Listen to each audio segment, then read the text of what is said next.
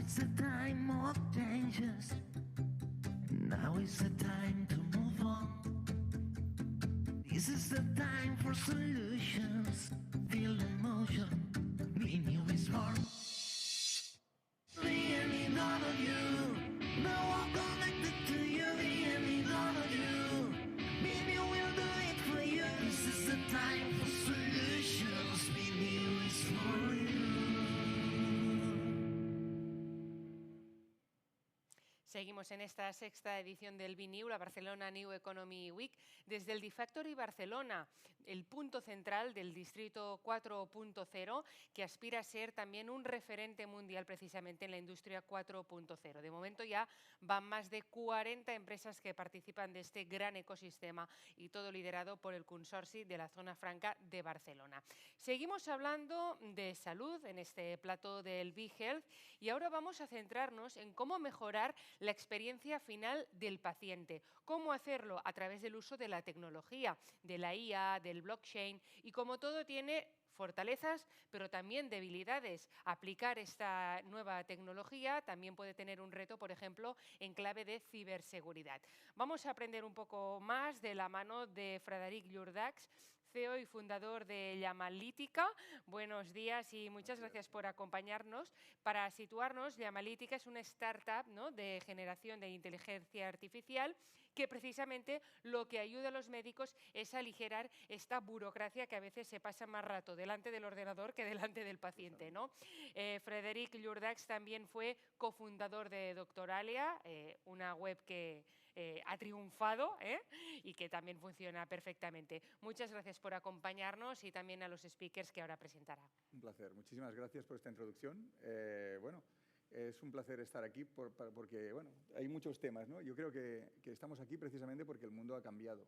Ha cambiado tanto como que Amazon tiene unos 300 millones de clientes activos, ¿no?, con lo cual las compras han cambiado, como que Tinder tiene más de 75 millones de usuarios habituales, con lo que el tema de las relaciones interpersonales han cambiado. Globo, Uber Eats, etcétera, tienen cientos de millones de clientes. Ha cambiado cómo nos relacionamos con la comida, cómo vamos a buscarla, cómo vamos a obtenerla. Y en cambio, en ciencias de la vida, ¿dónde estamos? ¿Qué tenemos? Esta semana ha salido una noticia en la que el NHS británico, en el que nos gusta en el sistema sanitario español, digamos, lo tomamos como modelo en muchos casos, ha lanzado con gran, digamos, sonoridad un hospital digital, un hospital que se supone que tiene que atender virtualmente con los especialistas en la distancia las interminables listas de espera que tienen en esa sanidad. Es decir, estamos un poco en el punto en el que, bueno, en el que toda esta tecnología que hay, incluso a nivel sanitario, no sabemos cómo se puede financiar aquí en España. En Alemania hay un modelo de financiación que es el DIGA, en Francia también. Hay un montón de terapias digitales. Las terapias digitales en Alemania, que tienen sistema de financiación, las utilizan unos 300.000 personas cada mes en un país de 85 millones de personas. Es decir, parece que estemos en el punto en el que lo que dijo el Peter Thiel en su momento, ¿no?, de que queríamos coches voladores y en su lugar tenemos Twitter, pero versión sanitaria, ¿no? Así que esta sería la primera pregunta y aprovecharé para que os presentéis de paso. Marta, preséntate, por favor, háblanos un poco de lo que haces y cuéntanos, ¿qué te parece? ¿Realmente queríamos coches voladores en sanidad y estamos en Twitter? Bueno, muchas gracias por contar conmigo en este panel tan interesante. Yo vengo de la industria farma, puramente farma. Trabajo en la industria farmacéutica desde hace más de 20 años, sobre todo en las áreas relacionadas con quality, compliance y regulatory y demás. Y estoy especializada pues, en fabricación de medicamentos estériles, en fabricación aséptica y también en el área de digitalización y transformación digital dentro de la farma, aportando la visión un poco del cumplimiento regulatorio y del compliance. Entonces, sí comparto contigo esta visión que decimos de estamos un poco a medio camino todavía, pero nos esperan muchos retos por delante y hay un camino largo por recorrer que tendremos que recorrer inevitablemente. Y es verdad que en la farma, en el área más industrial, siempre se habla de que tenemos un poco el stopper de la regulación, los retos regulatorios, porque estamos en un entorno muy regulado, en el que cada paso que damos tiene que estar muy bien cimentado y muy consolidado en evidencias y en un poco todo lo que nos asegure que todo lo que hacemos redunda al final en una seguridad para los pacientes, pero también es una manera de asegurar efectivamente que no hacemos nada, no damos ningún paso en falso, ¿no? Vamos más despacio quizá a lo mejor que otras industrias en ese sentido, pero vamos siempre apoyados sobre la mano de la evidencia científica, de la seguridad, de la integridad de los datos, de la seguridad del paciente, con lo cual al final, bueno, tenemos que adaptarnos lógicamente a esta transformación digital, pero siempre sin perder de vista que estamos en un sector muy sensible, que está en juego la salud de muchos pacientes y que no se pueden dar pues eso, pasos en falso, ni hacer pruebas, ni investigar con pacientes reales, sino que todo tiene que ir un poco siguiendo... Ser garantistas, Exacto, que tampoco me parece sí, mal. sí, sí. Bien. Andrea, preséntate y dime, ¿Twitter sí, Twitter no o algo más? Twitter sí, Twitter no. Bueno, mi nombre es Andrea Barbero, gracias por contar conmigo hoy aquí. Mi enfoque es un poco más de la innovación tecnológica y de innovación abierta y de procesos en el mundo sanitario. Vengo de la gestión sanitaria, metida en el mundo de la tecnología ya por el 2004, cuando empecé en la informatización de los hospitales, aquellas historias clínicas que digitalizábamos entonces. Hoy en día queda todavía muchos retos que teníamos entonces, como la interoperabilidad. No estamos hablando ya de inteligencia artificial cuando no hemos resuelto ciertas bases que tenemos en cuanto a la gobernanza de los datos, ¿no? Y la interoperabilidad de esos datos, porque los datos son la materia prima de la inteligencia artificial y que estamos hablando, ¿no? Entonces, en ese sentido, creo que todavía tenemos un reto intermedio de esta gobernanza de datos, de esta participación también de todos los agentes en el contexto de la innovación. Creo que estamos avanzando mucho, muchos hospitales públicos, privados y demás abren el juego a colaborar con los agentes, diferentes agentes, la farma, la industria, los pacientes, las aseguradoras y las startups, por supuesto, pero creo que nos falta mucho todavía para estar al nivel de otras industrias, ¿no? Sobre todo, claro está que tenemos ciertas garantías que tenemos que garantizar a la ciudadanía, porque no estamos hablando de comida a domicilio, estamos hablando de la salud de las personas y no es tontería, ¿no? Pero sí que algunas cosas podríamos aprender de otros sectores y ser un poco más atrevidos. Hoy lo hablaba antes de entrar aquí, ¿no? En otras industrias se establecen ciertos sandbox regulatorios como para poder probar ciertas cosas y en nuestro sector esto parece ciencia ficción todavía. Entonces, planteemos... todavía el coche volador podría ser estos sandbox y estamos todavía preguntándonos cómo vamos a interoperar, cómo vamos a estructurar los datos. Tenemos 20 años de datos, pero no estructurados. Por tanto, ahí tenemos un gran reto por delante que espero que así como en 2 años hemos todos corrido detrás de los LLM, podamos avanzar en este proceso un poco más rápido. Y la pandemia también nos ayudó un poquito en ese... Después hablaremos ahora de la IA, pero vamos con Sebastián. ¿Tú qué? ¿Coches voladores o Twitter o algo entre medio? ¿O qué? ¿Cómo lo ves? Desde tu experiencia, que es... Bueno, a mí me encantaría tener un coche volador. Me apuntaré el primero cuando eso salga. Mientras tanto, creo que tenemos que trabajar en mejorar la salud y en que vivamos más y mejor. Mi nombre es Sebastián Rodríguez, estoy en este momento en Accenture como director de consultoría para Life Sciences o compañías de las ciencias de la vida. Y el mensaje que me gustaría traerles hoy es el mensaje esperanzador que tiene la inteligencia artificial para lograr que nosotros podamos vivir más y mejor. En particular, nosotros nos enfocamos en ayudar a las empresas farmacéuticas a que puedan lograr este cometido. Y lo hacemos mejorando los procesos, mejorando las capacidades que tienen para desarrollar sus tareas. Y ahí sabemos que solamente el 13% de las compañías encuestadas están realmente logrando resultados impactantes en el uso de la inteligencia artificial. Y hay varias barreras o problemas que hay que superar, ¿no? El primero es la falta de acceso a talento. Segundo es la resistencia al cambio dentro de las organizaciones. El tercero es la falta de interoperabilidad, que se llama, de los datos, es decir, la fragmentación de los sistemas. Y el último, pero el más importante, es la falta de liderazgo. El liderazgo es lo que hace que el 5% de los experimentos que se están llevando en inteligencia artificial hoy produzcan resultados medibles y cuantificables. Entonces es la invitación para que tomemos esa actitud de liderazgo de negocio, que es junto al liderazgo científico y el liderazgo tecnológico, lo que nos va a ayudar a lograr resultados e impactar la vida de las personas. Te voy a retar un poco, porque el tema de la inteligencia artificial evidentemente es lo más, es lo que nos lleva a donde estamos ahora, ¿no? O sea, de repente la transformación digital, que íbamos yendo a transformarnos digitalmente y tal, desde octubre del 22 salió ChatGPT y de repente todo el mundo entiende cómo funciona la inteligencia artificial generativa, porque todo el mundo lo está usando. O sea, yo, foro que pregunto, ¿quién utiliza ChatGPT?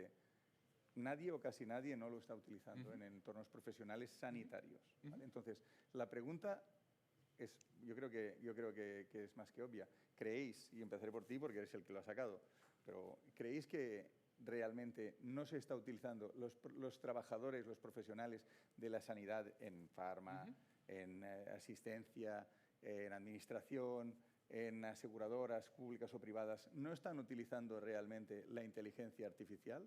¿O es que realmente lo que no hay, lo que está pasando es que se está anticipando, digamos, el uso y las costumbres a la parte más reglada y más empresarializada, más formalizada? Hay estudios de esto, ¿no? El 60% de los empleados están utilizando inteligencia artificial en alguna forma, y normalmente es para mejorar la eficiencia de sus propias actividades, ¿no? Procesamiento de documentos, contestar un correo electrónico, etc.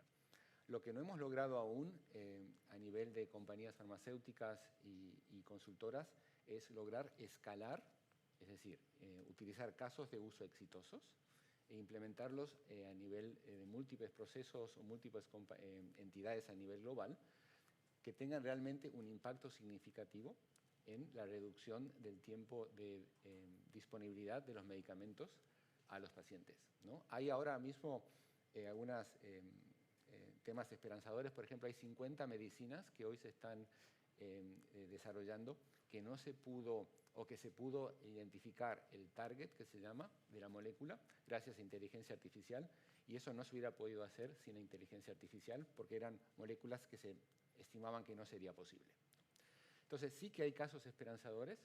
Lo que tenemos que hacer es asegurarnos de que esto llega a todas las empresas y así pueda llegar a la población antes y de manera mejor. Andrea, ¿tú cómo lo ves?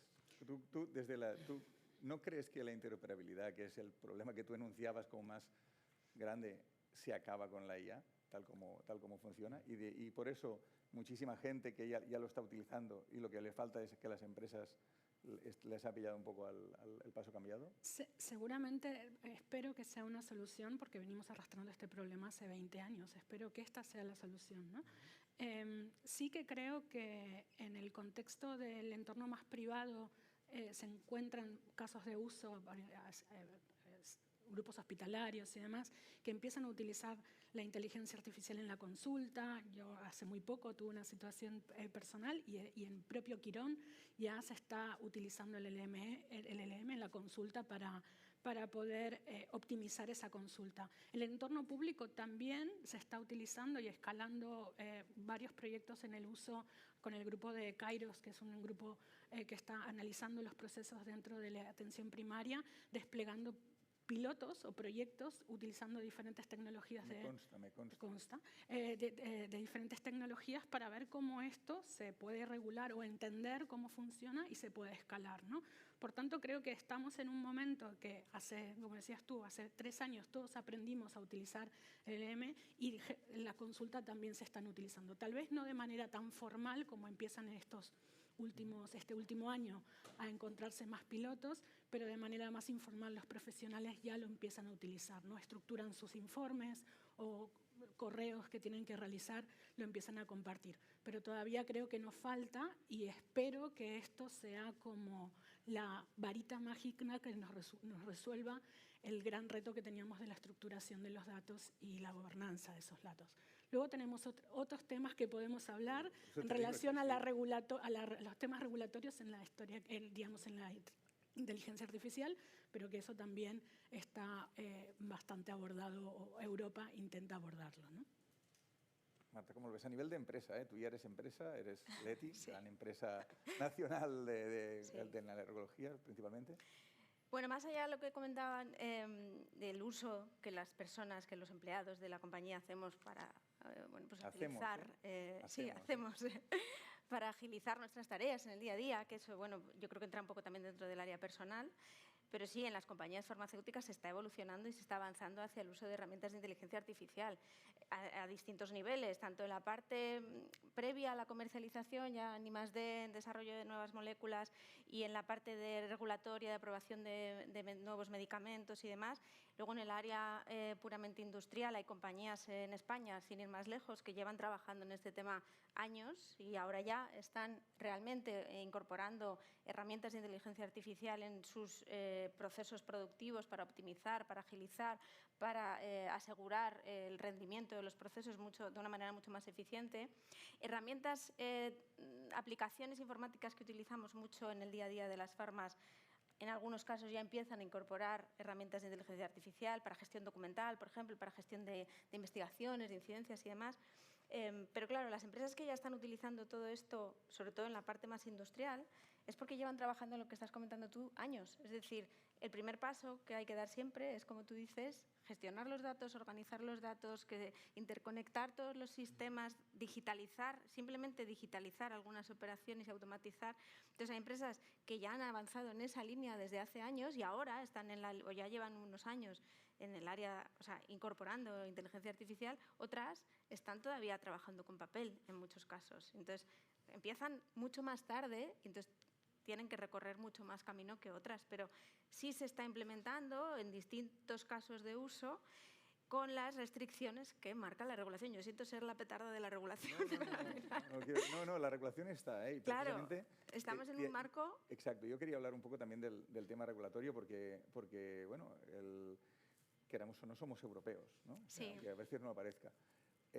Somos europeos, ¿qué quiere decir? Que estamos sometidos a la inteligencia artificial aplicada a procesos médicos, la están considerando AI as a medical device, ¿no? Que es el mismo tratamiento que le dan a los softwares que funcionan como dispositivos médicos. ¿Eso qué quiere decir? Que se le está dando el mismo tratamiento a un prompt o un agente o una inteligencia artificial que el que se le está dando un medicamento, porque al fin y al cabo el reglamento de Medical Devices es una transposición de la normativa europea en cuanto a la farma. Es decir, hace falta, a partir del nivel de complejidad o de riesgo para el paciente, que es a quien tiene que cuidar la administración, se marcan una serie de hitos de comprobación que son cada vez más caros, cada vez más complejos, ¿no? Estamos hablando de estudios multicéntricos con miles de pacientes que tienen un resultado a 1 o 2 años vista, que puede que esa tecnología ya haya pasado dentro de 1 o 2 años. Esto nos deja en franca indefensión frente al criterio, por ejemplo, de la FDA, que a fecha de hoy hay unas 1000 iniciativas con inteligencia artificial en el campo médico aprobadas, que ya eran 1000 el año pasado durante todo el año, ¿no? O sea, llevamos en estos 2 últimos años casi 2000 iniciativas, que serán más, de IA aprobadas en Estados Unidos. Y a los chinos ya nadie sabe lo que hacen, pero hacen cosas, ¿vale? Entonces, eso como industria, como europeos, como consumidores finales, eso no nos deja esta sobreregulación, porque ahora parece que también parece que vamos aquí en España a meter otra ley por encima del manejo de la IA en sanidad y de las historias clínicas y el espacio europeo de datos. Toda esta sobreregulación una encima de otra, ¿no es más bien un signo de debilidad y de falta de ganas de hacer cosas que se nos va a girar en contra? ¿No os parece que nos deja en mala posición? Yo coincido un poco en que competitivamente, a lo mejor con otros mercados que están mucho menos regulados, nos dejan una posición un poco de desventaja, digamos, ¿no? Pero al final yo creo que es un concepto que va más allá de la industria farma. O sea, es decir, en Europa, en todos los ámbitos, estamos mucho más regulados que en China y a veces incluso que Estados Unidos o que otros mercados también Con lo cual... Pero si me permites, sí. pensando, China parece que esté desregulado, pero el tipo que usó el CRISPR con fetos para quitar el SIDA prenatalmente está desaparecido, que quiere decir que está en una cárcel metido allí escondidito. O sea, ellos regulan a su manera. Otra cosa es que hagan publicidad de eso, ¿eh? Pero a la hora de sacar herramientas, las sacan sin encomendarse a nadie y, bueno, y no les va tan mal tampoco, pero perdona. Claro, no quería decir que estuvieran desregulados, es un concepto de percepción del riesgo, ¿no? y de balance beneficio-riesgo. En Europa somos una sociedad más conservadora en ese sentido y priorizamos a lo mejor pues eso, no asumir riesgos a lo mejor con respecto a pacientes o a la sociedad en general, que en otras sociedades priorizan la innovación, priorizan el desarrollo, priorizan el negocio. Entonces, bueno, pues claro, estamos en cierta indefensión, pero bajo mi punto de vista no solo en la industria farmacéutica, sino a todos los niveles en entornos tan regulados como Europa. Y en concreto la farma está mucho más regulada que otros sectores. Y sí, estamos hablando de medical device, pero también estamos hablando de utilizar herramientas. Hace muy poquito ha salido una nueva regulación que todavía está en draft y que se está comentando y que todavía no es vigente, que explica cómo se puede y cómo no se puede utilizar herramientas de inteligencia artificial en operaciones de fabricación de medicamentos, digamos, tan concreto ya lo tenemos regulado. Y la respuesta es, no se puede. No es así, pero bueno, está muy regulado, muy limitado, con lo cual que al menos es una apertura de un camino, quiero decir, antes no había regulación, ahora estamos avanzando hacia una, que podrá no ser la óptima seguramente, pero será el punto de partida para que eso evolucione, se desarrolle y se vaya abriendo a la realidad que existe, que está ahí, que no nos podemos quedar ajenos a ella.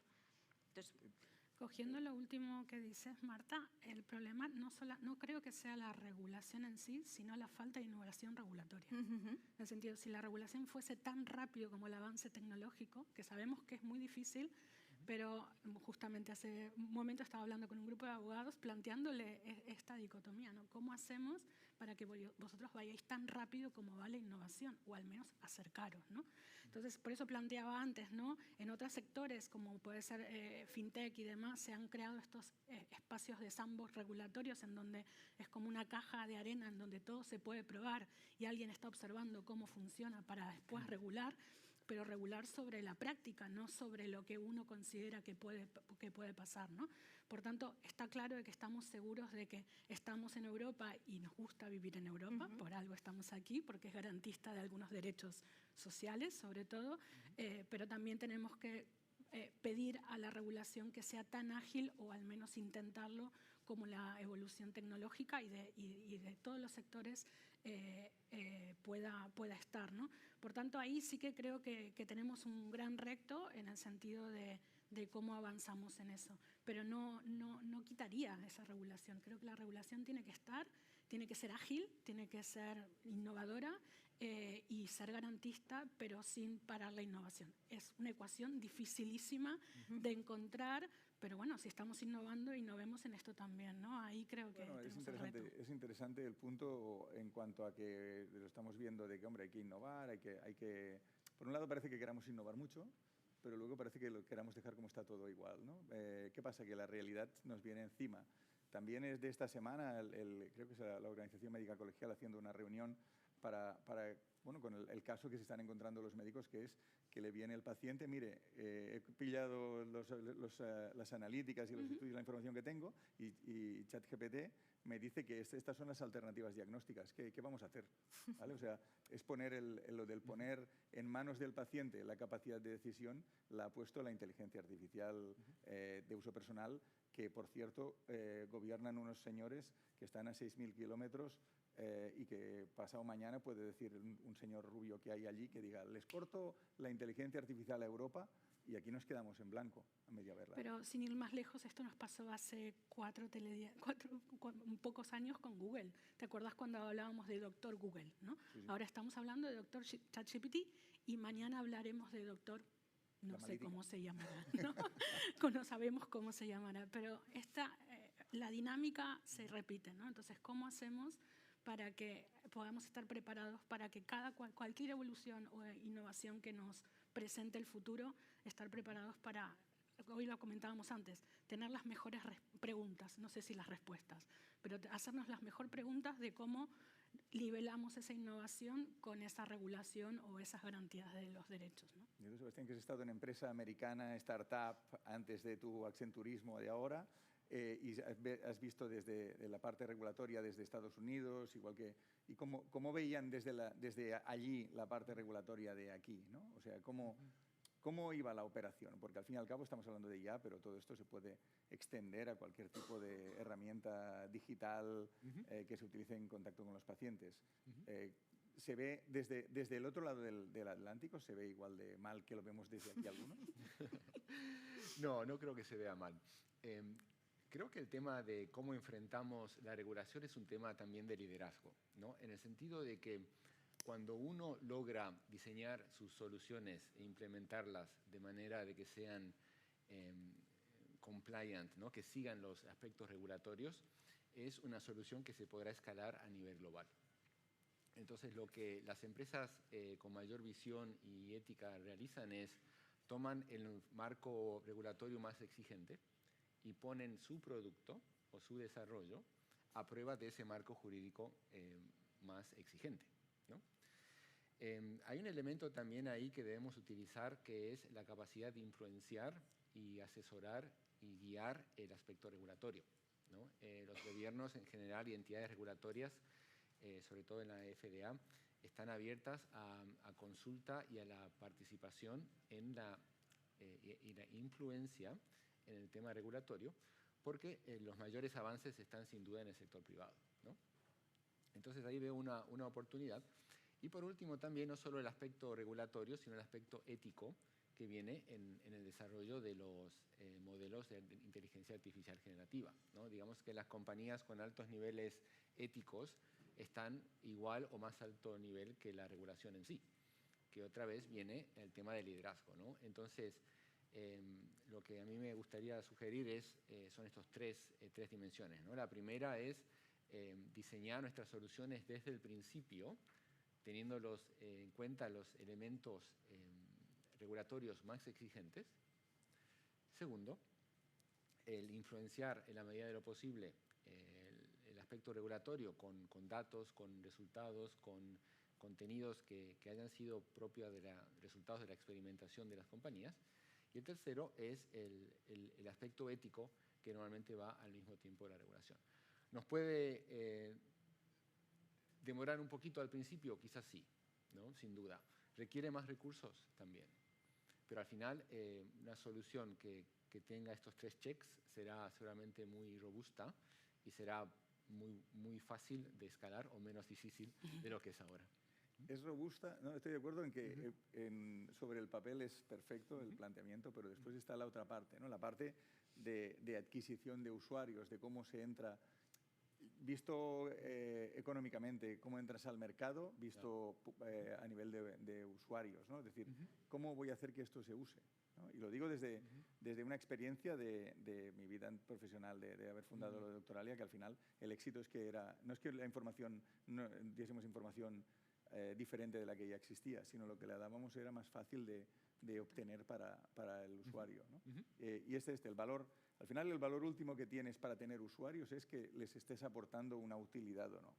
Entonces, en este contexto, ¿no os parece, y empezaré por ti, porque por alusiones, como quien dice, ¿no os parece que precisamente todo lo que lo hace robusto lo hace lento, ¿no? Es como tener un tanque e intentar que gane en la carrera de las startups una carrera de Fórmula 1.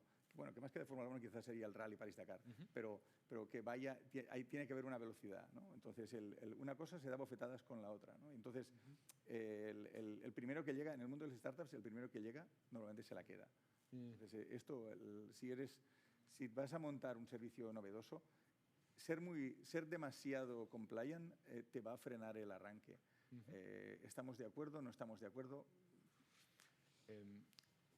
Traes un punto muy bueno, que es muy importante la cantidad de usuarios en el crecimiento de una startup, ¿no? Y puede medir o puede significar si la startup va a seguir viviendo o no, ¿no? E incluso a nivel de validación, si no alcanzas la N suficiente para hacer ese estudio clínico que te piden multicéntrico, nunca vas a poder ni validar, cuidado. No podrás llegar. Bueno, tuve la oportunidad de trabajar en una startup que sí logró validar y crecer hasta 12 millones de usuarios, ¿no? Hay que ir midiendo el riesgo y el beneficio, que es lo que en estos aspectos tienen que prevalecer. Un análisis de riesgo detallado que te permita ver qué tipos de riesgos puedes tomar, ¿no? Por ejemplo, si se trata de diagnóstico médico, pues bueno, tú puedes decir, esta es una orientación, ¿no? Al final el diagnóstico médico, tienes que ir a un médico para que te valide y ahí tienes un espacio mayor para tomar según qué riesgos. En otras actividades o procesos no puedes correr riesgos porque sí el coste de error es muy alto, ¿no?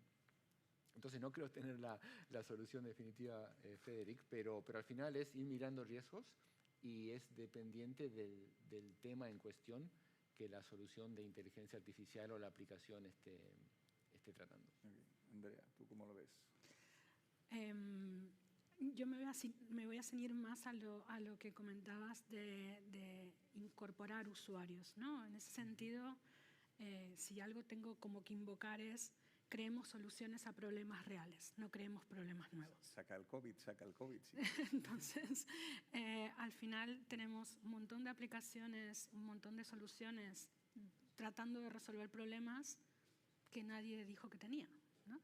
Entonces van a buscar usuarios o pacientes o profesionales y buscan la validación de ese producto en el final de la escala, cuando deberían estar en el principio, ¿no? Y decir, bueno, es que esto a nosotros no nos interesa, no nos sirve, y ahí entra la frustración del startupero y demás, ¿no? El startupero o del director de O el innovación, director de del innovación hospital o del laboratorio. Entonces, ahí donde invoco es a esta participación en la innovación desde el inicio, desde la definición de ese mismo problema junto con los actores importantes de ese problema, ¿no? Sean pacientes, profesionales, agentes regulatorios, académicos, todos estén en esa mesa entendiendo cuál es el problema real y buscando soluciones para ello. Por tanto, si este proceso empezamos desde el principio, sumando los agentes que tocan, cuando lleguemos al final no nos encontraremos con sorpresas, nos podemos encontrar con otras sorpresas, pero no serán las que hemos supuesto que estábamos resolviendo un problema, ¿no? Entonces ahí creo que es importante y hay muchos ejemplos de esto. Empiezan a ver desde la investigación, ¿no? O sea, yo trabajo con centros de investigación del Valdebrón y demás, en la que sumamos, hacemos ciencia ciudadana o participación ciudadana en la ciencia, ¿no? En tratar de que cuando me voy a preguntar una nueva pregunta de investigación, poder co-crearla con los pacientes o con los ciudadanos que están involucrados en esa patología en particular para entender si mi hipótesis tiene sentido o no, ¿no? O cruzar determinadas variables, ¿no? Cómo los efectos ambientales impactan sobre una determinada patología o los determinantes sociales de la salud. Hay muchas preguntas que nos podemos hacer de manera colaborativa. De todas formas, también siendo malo, la ley de protección de datos te impide que tú le puedas hacer determinadas preguntas si no le has dicho antes que le ibas a hacer determinadas preguntas. Eso sí. Con lo cual, claro, porque tenemos estamos en un GDPR. catch-22 divertido y frustrante porque somos incapaces de hacer preguntas si no tenemos delante al paciente, ¿no? O sea, no podemos mandarle un mailing masivo desde una institución si no le diríamos si no hemos dicho antes que le mandaremos un mailing masivo con ese tema, ¿no? Entonces, esto frena, y esto estamos hablando de procesos de transformación digital básicos que en otras industrias se han hecho hace 10 años, ¿no? O sea, realmente estamos todavía en los rudimentos de cómo estar cerca de la información relevante para poder que sea actual, ¿no? Y a Marta, que parece que ya me mira raro, le voy a hacer el comentario técnico. No, yo en cambio, dentro de tu laboratorio, lo voy a decir, yo creo que es de los que ha hecho un trabajo más difícil durante muchos años, que es personalizar dosis a partir del conocimiento que tenían los médicos de ellas, ¿no? O sea, realmente tiene que haber una transmisión de información que tiene mucho mérito. Todos estos cambios regulatorios, de costumbres, de usos, ¿os han facilitado, os facilitarán la vida? No. Pero hay un punto que me gustaría también sacar a relucir a raíz de lo que has dicho. Ser demasiado compliant me ralentiza. Es al revés. Es decir, lo que no puedes es no ser compliant. Esto también, porque te frena, ¿no? Claro, exacto. Entonces, para empezar, no hay un demasiado compliant. O sea, la regulación es el mínimo que todos tenemos que cumplir y esto es las reglas del juego. Entonces, lo que te ralentiza es tratar de esquivar esa regulación, no conocerla, no aplicarla desde el primer momento, como decían, porque te la vas a encontrar. Llegado a un punto te la vas a encontrar. Me tienes que perdonar que yo vengo del lado de las startups y Sí. Entonces, cruzamos líneas rojas, pero con una facilidad pasmosa. Claro, pero cuando estamos hablando de farma pura y dura que pone en el mercado medicamentos que llegan a pacientes, tú no te puedes saltar ni lo más mínimo la regulación, con lo cual lo que te interesa es al revés, hacer de la regulación tu aliado, digamos, conocerla, tenerla en cuenta desde las fases iniciales del proyecto de ya sea automatización, digitalización, inteligencia artificial o lo que sea, y manejarla desde el principio para que no llegue al punto en el que, ahí va, llevo 3 años trabajando en esto y ahora me doy cuenta de que no cumple no sé qué punto de la normativa, tengo que volver a empezar. Eso sí que te ralentiza. Entonces, la regulación está ahí y la conocemos en el sector farmacéutico. El reto muchas veces es encontrar partners o colaboradores o aliados tecnológicos que tengan integrado ese conocimiento de la regulación, porque una solución que tecnológicamente puede ser muy útil desde el punto de vista operativo o funcional, a lo mejor tiene algunas carencias a nivel regulatorio y no se puede aplicar en farma si no se arregla primero. Lo cual, encontrar empresas que tengan ese conocimiento regulatorio de la industria farma a veces es un reto y nosotros en Leti en concreto tenemos ese problema por lo particular que es lo que hacemos nosotros. Como tú dices, es medicina personalizada y entonces implica, además de las dificultades o de las complejidades que tiene el sector farma, nosotros tenemos esta añadida de trabajar no a tamaño industrial, digamos, sino a nuestros lotes, es una vacuna para una persona con su nombre en el etiquetado, como os decía antes. Entonces, la digitalización en nosotros es clave, porque manejar toda esa información, integrar toda esa información a lo largo de toda la cadena de suministro, a mano no se puede hacer. Necesitamos digitalizar y por eso, bueno, pues es una empresa Leti comprometida con todo esto, que tiene un equipo potente de IT, de digitalización y demás, pero bueno, siempre, ya te digo, partiendo de la base de el mínimo, que es cumplir con la regulación. Y hablando de regulación, ¿y las terapias digitales? O sea, yo he soltado al principio de las terapias digitales que se utilizan poco y tal. Terapias digitales, no estamos hablando de un contadorcito y tal, estamos hablando de softwares, programas que tienen información en tiempo real, que además están validados clínicamente, o sea, que realmente tienen un impacto sobre la salud de las personas. ¿Por qué crees que no han prosperado desde el lado de la industria, que sería el tuyo? Yo creo que aquí hay un punto también, como decíamos antes, de cultura, ¿no? Y de resistencia a lo mejor al cambio y de desconocimiento y de liderazgo un poco a veces, ¿no? Porque es verdad que regulatoriamente es un reto grande bueno, pues, desarrollar todos estos sistemas y todos estos softwares garantizando que cumplen con la regulación. Es verdad que la regulación en medical devices ha cambiado hace poco y la industria de medical devices está todavía digiriendo ese cambio, pero a la vez está avanzando en la digitalización, en el desarrollo de estas terapias digitales y se junta un poco bueno, pues, la dificultad regulatoria, la falta de conocimiento y la falta de liderazgo tecnológico muchas veces. Y al final, se ha comentado en otras sesiones, al final detrás de las tecnologías hay personas. Si las personas no dan el paso, no cambian, no conocen, no saben, no se atreven.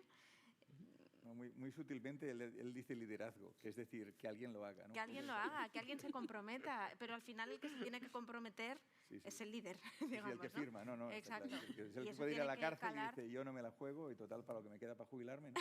Eso. Un poco así. Entonces, yo creo que parte es eso. Y tú por el lado de las personas, que es el usuario final de las terapias digitales, si en lugares donde hay poco médico, ya os lo comentaba antes, hay en Europa, la OMS estima que para el 2030 van a faltar 600.000 médicos, creo que son 2 millones y pico de enfermeras y 1 millón de personas que se dediquen al tema de lo social. Toda esta carencia de personas, si la tienen que paliar tecnología, llámale terapias digitales, llámale inteligencia artificial, ¿tú crees que esto puede tener engagement o no? Yo creo que... Engagement, que es palabreja, sí, que es decir, aceptación. Sí, aceptación.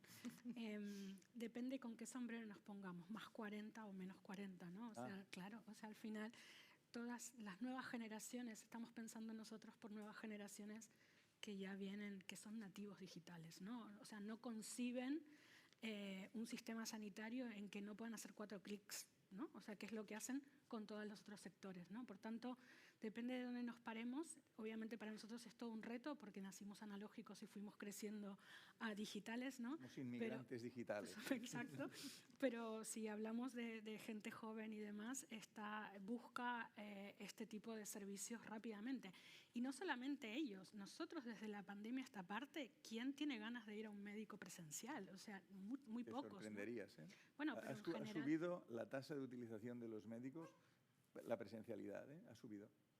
puede ser, no tengo datos, pero sí que entiendo que las nuevas generaciones buscan este tipo de servicios y acompañados, standalone con algún medicamento o no, o sea, este tipo de servicios sanitarios online rápidamente y seguramente esto será una posible solución a esta escasez de profesionales que estábamos hablando, ¿no? O sea, profesionales latinos vienen a Europa a buscar un nuevo futuro y demás, y los de aquí vamos a Inglaterra y a otros países porque tienen mejores condiciones o lo que fuese. Por tanto, esa migración también, no solamente digital, sino de profesionales, es un reto. Yo creo que la tecnología ocupará ese espacio y porque en los últimos años hemos podido demostrar de que es posible. Nos queda mucho por mejorar, muchísimo, pero ha sido posible y es algo que veníamos luchando desde 20 años atrás, que desde el 2020 a esta parte, en 5 años, hemos podido avanzar mucho más que los que venimos en este sector y, ¿sabes?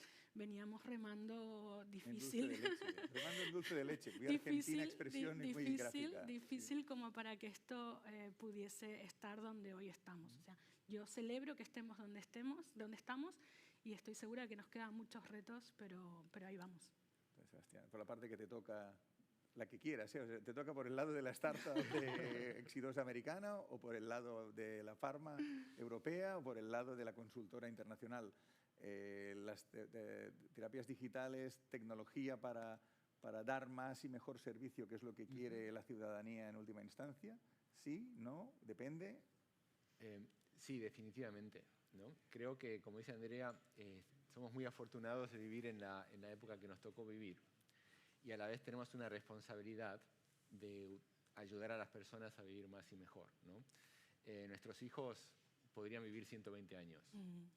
Nuestros nietos, más que nuestros hijos. Pero ¿no? van a vivir en nuestras casas, lo sabes. Entonces, que sean nuestros nietos mejor, ¿no?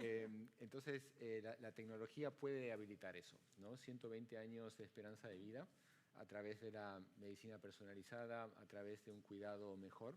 Y eso tiene que empezar por algún lado, ¿no? La cantidad de médicos y personal sanitario disponible no lo hará posible, sino que tiene que haber innovación. Innovación en las farmas, innovación en cómo las terapias llegan a las personas e innovación en cómo los profesionales de la salud cuidan y previenen enfermedades, ¿no? Entonces, la tecnología está ahí, no es lo único, ¿no? Tenemos que preparar a las personas con formación, con gestión de cambio y otra vez con liderazgo, ¿no? Enfocando esfuerzos. Los recursos no son ilimitados, ¿no? Entonces creo que todos tenemos la responsabilidad de enfocar los esfuerzos donde mayor impacto vayan a crear y enfrentar los desafíos que vayan en camino, ¿no? Pero creo que el camino es muy interesante y tenemos la oportunidad y la responsabilidad, los que estamos en el tema, de acompañar ese liderazgo y tomar las riendas para llegar hasta ahí. Muy bien, pues yo creo que un buen final, ¿no? Tenemos un buen final. Me quedo con el principio de tu respuesta, que es un poco de necesitamos innovación. Nada mejor que un marco como este, el BNIU, para manifestarla, para que salgamos un poco del armario de la innovación todos y hagamos cosas. Frederic, pero yo no sé, la última pregunta que os quiero también poner encima de la mesa, cuando hablabais de que todavía con las bases de datos muchas empresas van con papel o si no con el famoso Excel, que sale siempre, ¿no? Entonces, no sé si parece que hay como dos ritmos paralelos muy diferenciados. El que hablamos de el futuro es normalizar 120 años y el otro de seguir con el boli o el Excel mientras la IA está andando, ¿no? Entonces, ¿habrá algún momento donde diferentes sectores puedan ir a un único ritmo, porque hay muchos que se están quedando atrás. Es lo que ha dicho ella del tema generacional, ¿eh? Yo Vale. creo que hay Sí, todo pasa tema, por la generación hay ahora. un tema Yo creo que generacional, sí. sin duda. Yo creo que sí, simplemente por lo que decía antes, ¿no? Las demandas serán otras, ¿no? Las demandas sociales, las demandas digitales, las demandas serán otras y estarán muy vinculadas a ese crecimiento que lo vemos en nuestros sobrinos, hijos y demás, ¿no? Las demandas son otras y buscan servicios rápidos. La paciencia es muy corta, entonces, y nosotros, claro, somos todos más 40, tenemos otra vida anterior en la que también tenemos que dejar lugar a esos requerimientos. Genera una cierta incertidumbre, este futuro ya inmediato, porque no estamos hablando ni en el medio plazo. Bueno, muchas gracias, speakers, muchas gracias, Frederic Llurdax, CEO y fundador de Llamalítica, por moderar esta penúltima sesión de esta jornada del BNIU. Hacemos una breve pausa y volvemos ya para la trama final. Gracias. Barcelona, vibrante y emprendedora, posicionándose como una de las ciudades favoritas para los profesionales tecnológicos. Con este espíritu nace el Distrito 4.0. Como sede de un genuino ecosistema tecnológico internacional, reúne proyectos punteros en robótica, impresión 3D, inteligencia artificial, IoT, nanotecnología y sensórica, en una de las mayores zonas productivas de Europa. Anticipamos el qué, El dónde i el cómo reinventamos.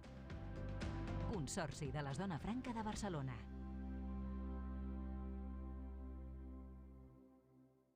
Després de tant temps a l'atur, sento que torno a respirar. Hi ha un moment que et preguntes què has estat perseguint tota la vida. Vaig estar molt de temps deixant-me portar. He fet realitat el que un dia vaig somiar. He trobat el que m'agrada. Reconnectar amb la feina m'ha salvat.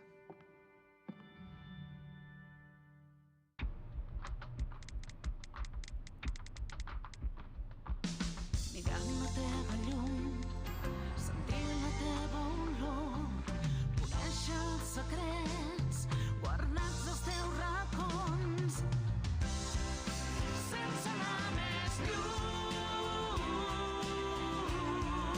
sense anar més lluny, Barcelona és molt més.